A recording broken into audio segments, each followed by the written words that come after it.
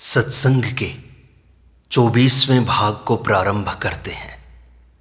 पूज्य स्वामी राम सुखदास जी कहते हैं, मृत्यु का दुख नहीं होता, अपितु मैं जीता रहूं और मरना पड़ता है, इसका दुख होता है। बालक से जवान होने का दुख होता है क्या? यदि अपने ज्ञान का आप स्वयं आदर करें तो आप जीवन मुक्त हो जाएंगे। जो जीते ही मर जाता है वह जीवन मुक्त हो जाता है। जीते ही मरने का अर्थ है कामना छोड़ देना। मरा हुआ आदमी कोई कामना करता है क्या? जो मरने से डरता नहीं और जीने की आशा नहीं रखता वह जीवन मुक्त हो जाता है। जीने की आशा न रखें तो मृत्यु का दुख नहीं होगा। ऐसा होना चाहिए और ऐसा नहीं होना चाहिए, यही अशांति का कारण है। सेवा संसार की करें, विश्वास भगवान पर करें। संसार पर विश्वास विवेक विरोधी है, जो पतन करने वाला है।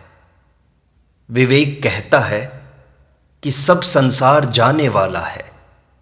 साधक को विवेक विरोधी संबंध, विश्वास और कर्म तीनों का त्याग करना है। भगवान पर विश्वास ही करना पड़ता है। विश्वास के बिना भगवत्ता सिद्ध नहीं होती। विश्वास के पात्र भगवान ही हैं। विश्वास के बिना भगवान को भगवान सिद्ध कैसे करें? भगवान में समझ नहीं लगती। जो चीज देखने में आती है उसमें बुद्धि, विवेक, विचार लगाना चाहिए। विश्वास विवेक समर्थित भले ही न हो, पर विवेक विरोधी नहीं होना चाहिए। भगवान यदि सब कुछ जानते थे तो उन्होंने सीता जी की खोज के लिए वानरों को चारों तरफ क्यों भेजा? और यदि नहीं जानते थे तो मुद्रिका हनुमान जी को क्यों ही दी? भगवान ने वानरों को सीता जी की खोज के लिए भेजा, अपने को उनका ऋणी बनाने के लिए, उन्हें भरत से भी अधिक प्यारे बनाने के लिए। रामचरितमानस में आया है, भरतहु ते मोहि अधिक प्यारे। सती जी और गरुड़ जी ने भगवान को जानने में बुद्धि लगाई तो क्या दशा हुई? भगवान जानने के विषय हैं ही नहीं। भगवान की लीला को देखकर इंद्र भ्रमित हो गया, ब्रह्मा जी मोहित हो गए।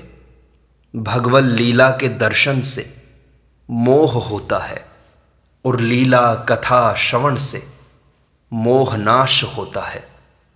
हमें लीला देखने को नहीं मिली, पर कथा सुनने को मिल गई। कितनी कृपा है, हमें बढ़िया चीज मिली है। भगवान राम से राम नाम बड़ा है। राम के भक्त बड़े हैं, उनकी कथा बड़ी है। ये सब हमें मिले हैं। ज्ञान से तो अज्ञान मिटता है, पर मिलता कुछ नहीं।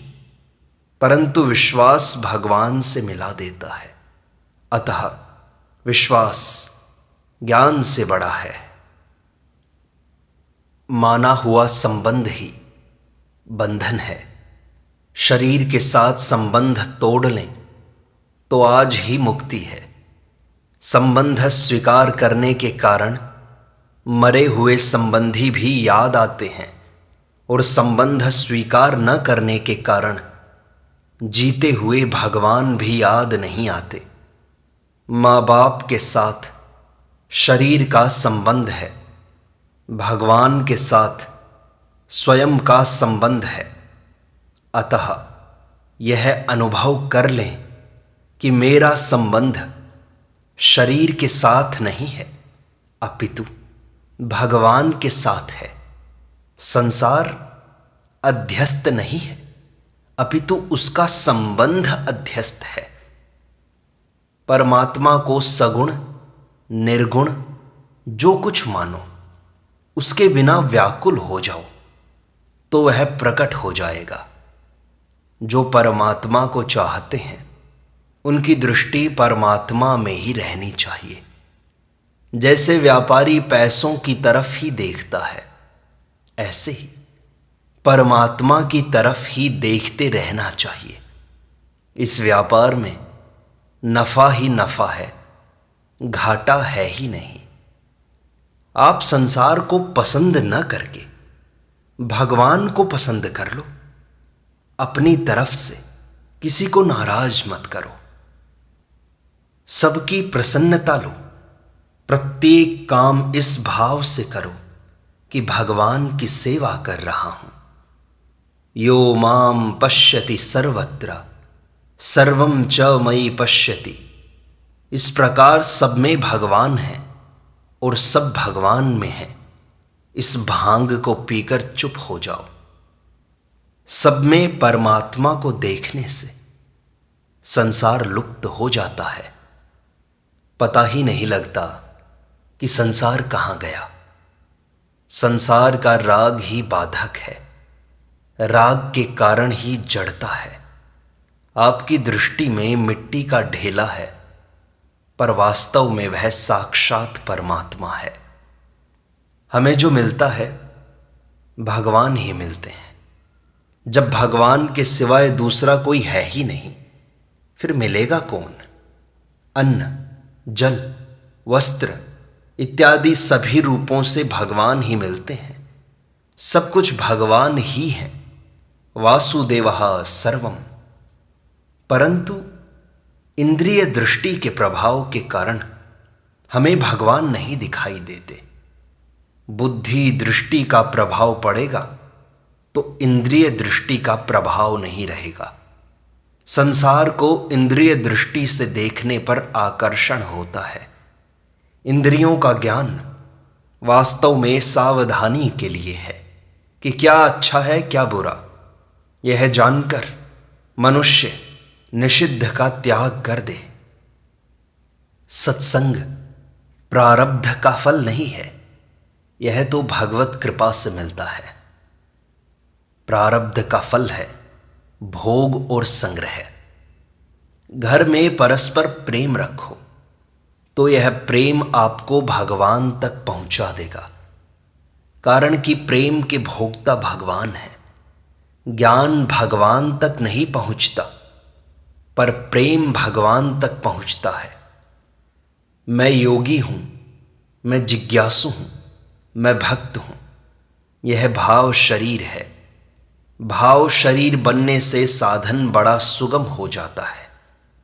भाव शरीर में इष्ट की मुख्यता तथा अपनी गौणता रहती है। गौणता होते होते अहम इष्ट में लीन हो जाता है। आप जिस मार्ग पर चलते हो उस मार्ग का भाव शरीर बनाओ और साध्य की तरफ चलते चलते साध्य में लीन हो जाओ। श्री जी, सीता जी, पार्वती जी ये सब प्रेम का स्वरूप है। श्री जी और कृष्ण, सीता और राम, पार्वती और शंकर, दोनों में कौन प्रेमी है और कौन प्रेमास्पद, इसका पता ही नहीं लगता। प्रेम भगवान का स्वभाव है और भक्त का जीवन है। गीता के अनुसार ज्ञान योग से कर्म योग श्रेष्ठ है और कर्मयोग से भक्ति योग श्रेष्ठ है। ज्ञानी में सूक्ष्म अहंकार रहता है, प्रेमी में नहीं रहता।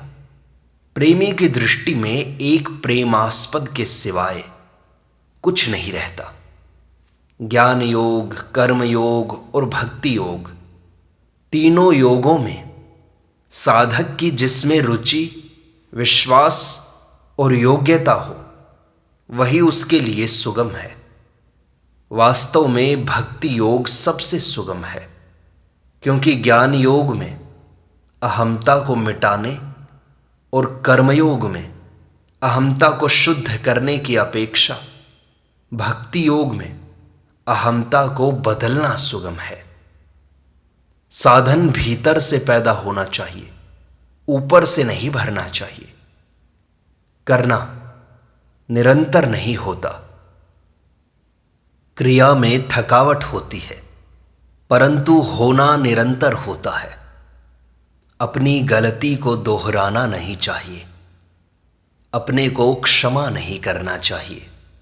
क्षमा दूसरों को करना चाहिए। दूसरे के द्वारा क्षमा मांगे बिना ही क्षमा कर देना चाहिए। क्षमा करना निर्बल का नहीं, बलवान का काम है। क्षमा का अर्थ है कि दूसरे को कभी कहीं भी दंड न हो। भगवान ज्ञानी को मुक्त करके उऋण हो जाते हैं, पर भक्त के सदा ऋणी रहते हैं। ज्ञानी भगवान को कुछ दे नहीं सकता, पर भक्त भगवान को प्रेम देता है।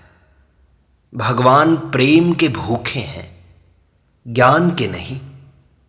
प्रेम ऐसी चीज है जिससे कभी तृप्ति नहीं होती। प्रेम के बिना ज्ञान कुछ नहीं है। ज्ञान बहुत बड़ी पूंजी है, पर प्रेम के बिना वह पूंजी किस काम की? कंकड़ पत्थर है। रुपयों के आकर्षण में जो रस है वह रुपयों के ज्ञान में नहीं है।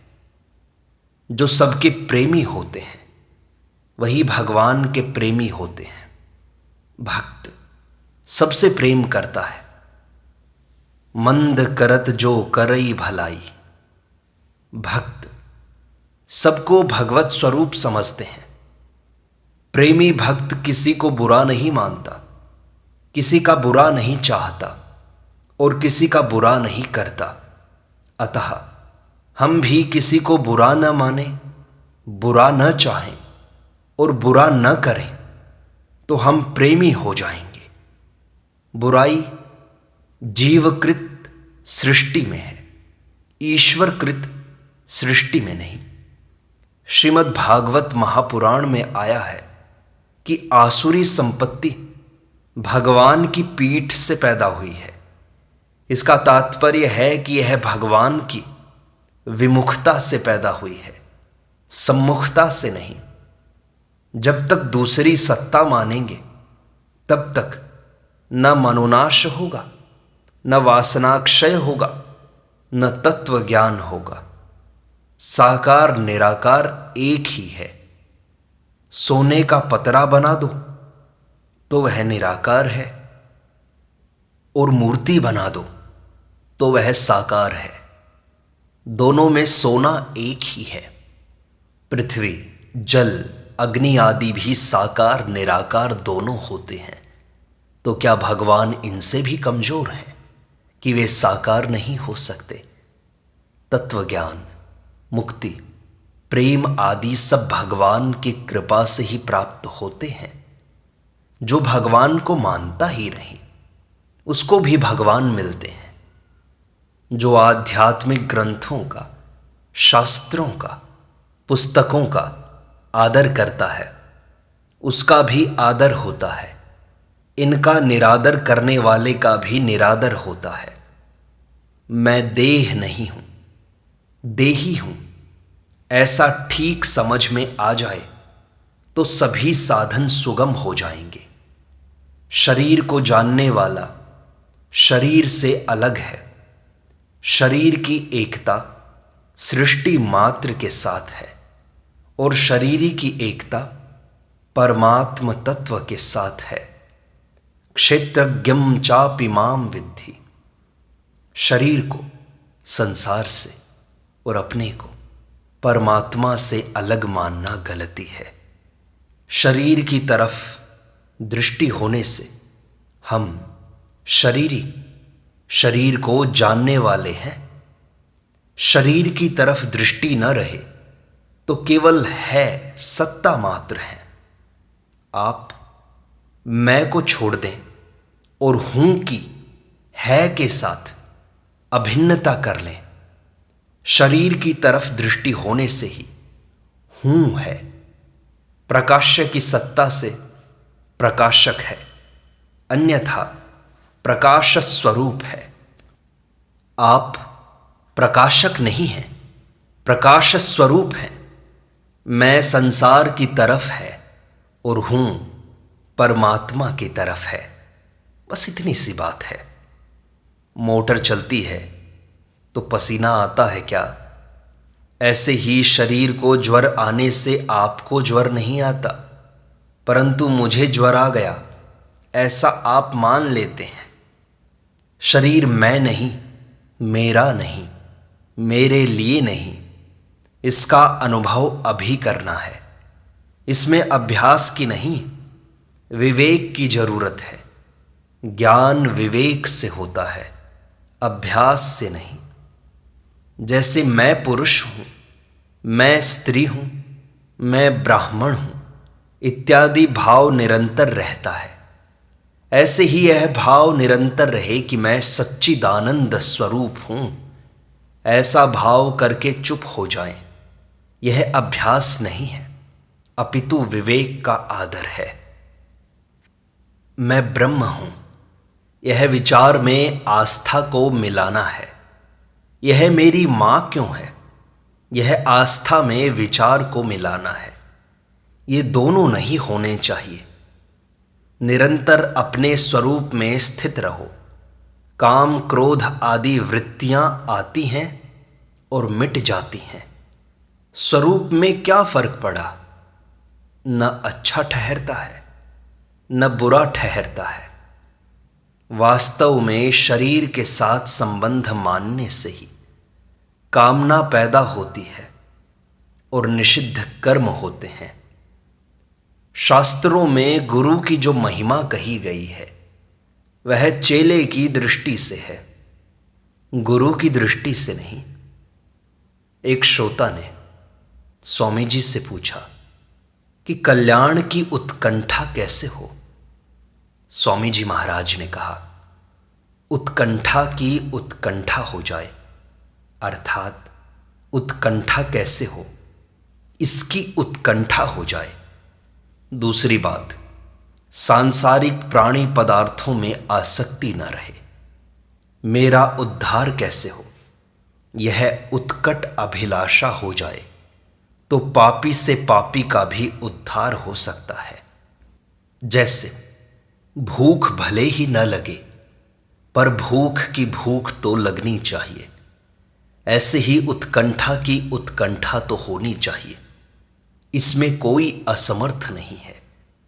आज हमें जो सत्संग का मौका मिला है यह कर्मों का प्रारब्ध का फल नहीं है, यह केवल भगवत कृपा का फल है।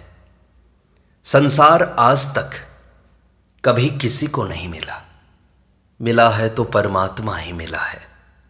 यदि संसार मिला होता तो संसार की इच्छा नहीं रहती। जो मिलता है वह परमात्मा ही मिलता है। चाहे मैं ही मैं हूं, चाहे तू ही तू है, चाहे यह ही यह है, चाहे वह ही वह है, इनमें से कोई एक हो जाए तो काम हो जाएगा। जब कभी कल्याण होगा भगवान की कृपा से ही होगा। हम अपने सब कर्मों का फल भोग कर कल्याण कर लेंगे, यह संभव नहीं है। भगवान माफ करते हैं तभी कल्याण होता है। असाधन का त्याग किए बिना साधन की सिद्धि नहीं होती। 24 घंटों में 1 मिनट भी असाधन न हो तब साधन होता है। आंशिक साधन से सिद्धि नहीं होती। तत्वज्ञान का अंतःकरण के साथ कोई संबंध नहीं। तत्वज्ञान प्रकृति से अतीत है, जबकि अंतःकरण प्रकृति का कार्य है। फिर अंतःकरण की शुद्धि अशुद्धि का तत्वज्ञान से क्या संबंध? करण निरपेक्ष में साक्षात साधन होता है, पर करण सापेक्ष में परंपरा से साधन होता है। जैसे तत्व से सोना होते हुए भी गहनों का उपयोग यथास्थान ही होगा, ऐसे ही वासुदेवः सर्वम होते हुए भी व्यवहार यथा योग्य मर्यादा के अनुसार होगा और बहुत बढ़िया होगा। कर्मयोग में सेवा वृत्ति रहती है, ज्ञान योग में उदासीन वृत्ति तथा कुछ कठोरता रहती है, भक्ति योग में करुणा, दयालुता तथा कोमलता रहती है।